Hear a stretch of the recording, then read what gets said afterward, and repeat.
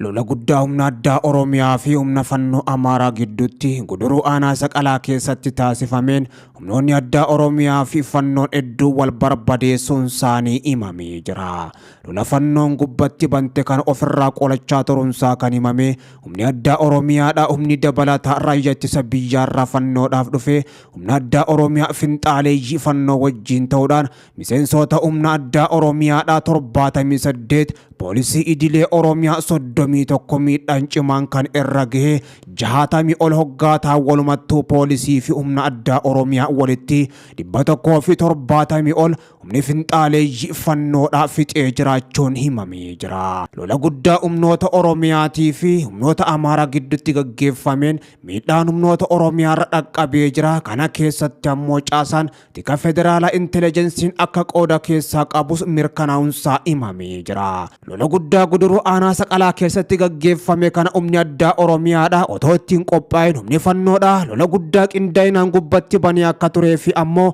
erga humni addaa Oromiyaa ofirraa ittisee booddee raayyaan ittisa biyyattii maqaa gidduu seenuu jiruun achi ammoo kan qaqqabees humnoota finxaaleeyyii kanaa wajjin ta'uudhaan humna addaa Oromiyaa gubbatti dhukaasa gurguddaa erga banee hedduu isaanii madeessuudhaan hedduu isaaniitis barbadeessee jira. Humni addaa Oromiyaatis dhumuu isaanii erga arganii finxaaleeyyii fannootii fi raayyaa ittisa biyyattiitis walumaan ta'uun akka rukutanii fi humnoota kanneen ammoo hamma danda'an ofirraa qolachaa akka turanii fi hedduu isaanii bakka awwaalcha isaanii ammoo guduruu aanaa Saqalaa taasisanii ofiifillee lafa isaaniitiif dhiiguu kan filatan hedduun isaanii wareegamanii hedduunis kan madaan wallaansa dhabanii aanaa Saqalaa akka jirantu himamaa jira. Humni finxaaleeyyii kunneen ammoo aanaa Saqalaa keessatti tarkaanfii kana erga fudhatanii booddees ammoo wal afeeranii aanaa Saqalaa keessa galaa akka jiranii fi gara giddu galeessaattis adeemaa jiraachuun himamaa jira. Lola yeroo ammaan tanaa akka sabaatti Oromoo gubbatti baname kana humni addaa Oromiyaadha kan obsa dhabee fi bakkoota garagaraatti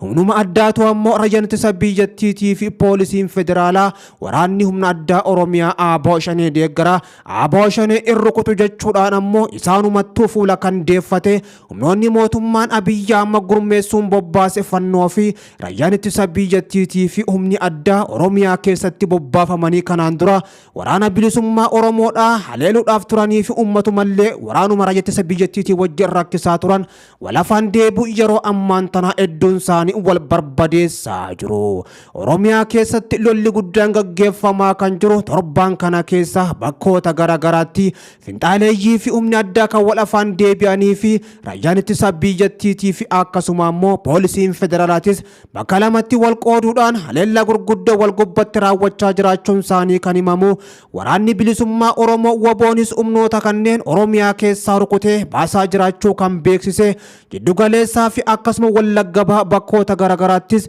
injifannoo guddoo gonfatee akka jiru WBOnis beeksisee jira. Humni addaa Oromiyaadha mormii yeroo ammaan tana ummanni bal'aan biyyattii fi Oromoon gaggeessaa jiru mormii Oromoodhaa muramuu hin qabu finxaaleeyyiin Oromiyaa keessa haa baatu nageenyi ummata Oromoodha haa tikfamu kan jedhutti ammoo waan hirmaataniif mootummaa Abiyyi Ahmadiin akka diinaa fi akkasuma gama kaaniin ABO shaneetti ilaalamanii ummatichaa wajjii fi waraana bilisummaa Oromootii wajjin mootummaan jaratti ijuma tokkoon ilaaluudhaan haleellaa gurguddoos qilleensarraa fi lafuudhaan gubbatti gaggeessaa jira.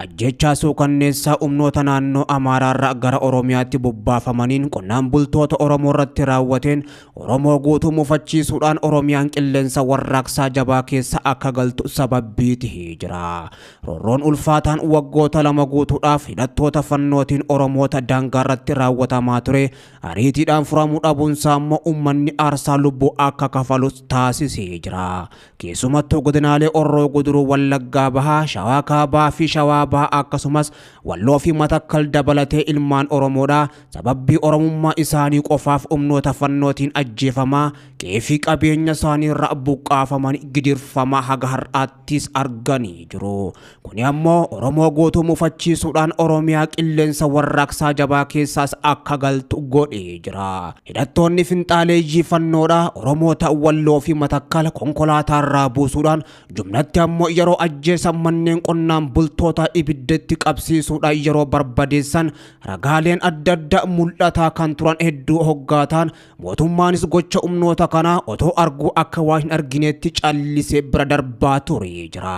Kuni har'aan tana mootummicha ammoo gatii guddaas baasisiisaa jira. Humnoonni fannoo kunneen farda lugaama kutachuudhaan humna isaanii jabeessaa gara jabummaa isaanii daangaa darbe ammoo duula qindaa Oromiyaa irratti banuun isaanii waggaa lamaa ol kan caale hoggaa ta'u humnoonni finxaaleeyyii kunneen dhawatuma diinummaa isaanii mul'ifachaa adeemaniin ilmaan namaa adda bahetti walitti baasanii jumlaan rashanuu ibiddaan gubuu morma muruu fi manneen jiraattootaa ammoo gubuu fi qabeenya saamuus akka nammeessaa dhufuun isaanii ummata Oromoo bal'aa mufachiisuudhaan mormiidhaaf mana isaan baasee mootummaa Abiyyoo kaasa isaan abdatanii badii jalatti raawwataa jiranis Oromoon tokkummaa mormee nuuf ga'a jedhee jira.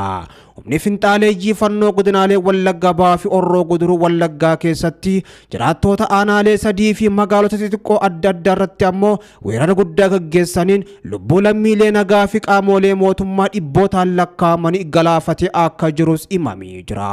Barattoonni Oromoo fi uummanni bal'aanis duula qindaa humnoota fannootiin Oromiyaa irratti baname kana balaaleeffachuudhaaf dirreetti ba'anii mormii isaanii guyyootaaf dhageessisaa kan jiran isaanis salphisuun mootummaa Abiyyi Ahmadis kokkee qabanii jiru. Hiriirri mormii kun Oromiyaa guutuu keessatti erga dhohe guyyoota kan lakkoofsise sadaasa jaarraa eegaluudhaan hanga guyyaa har'aan tana sadaasa 10tti dhaabbilee barnootaa olaanoo fi manneen barnootaa sadarkaa gadii keessatti hiriirri balaaleeffannaa kun cimee itti fufee jira. Kaleessa galgalarraa kaasuudhaan hanga har'aan tanaattis yuunivarsiitiiwwan magaalota hedduu keessatti hiriirrichi gaggeeffamaa jira. Yuunivarsiitii Odaa Bultum keessatti, Yuunivarsiitii Adaamaa fi Yuunivarsiitii Walaayita Soddoo akkasuma Yuunivarsiitii Saayinsii fi Teknooloojii Finfinnee keessatti nyaata lagachuu fi dhaadannoo dhageessisuudhaan hiriirri balaaleeffannaadhaa barattoota Oromootii fi guutuu biyyattiitiin taasifamee jira. Kana malees godina Horroo Guduruu Wallaggaa aanaa Horroo Bulluq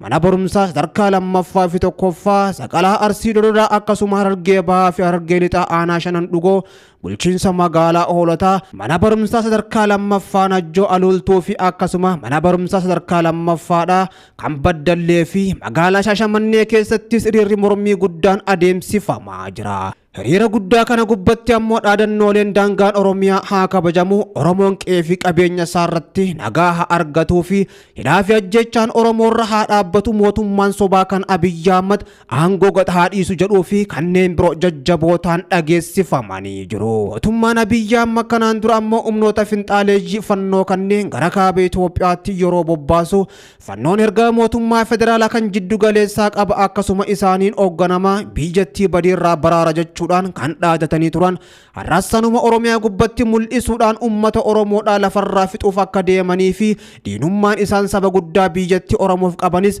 hammam akka ta'e ifatti kan mul'isan jedhan keessa beektoonni.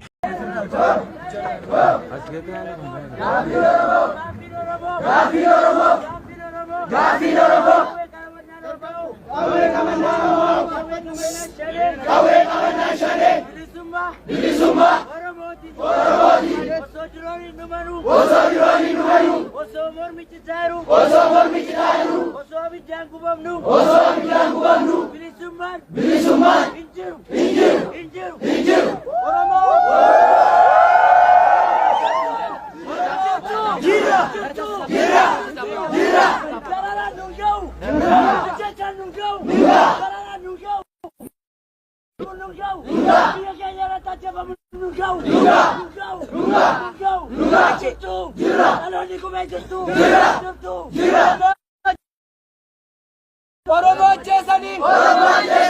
suura wajjin ka'uun,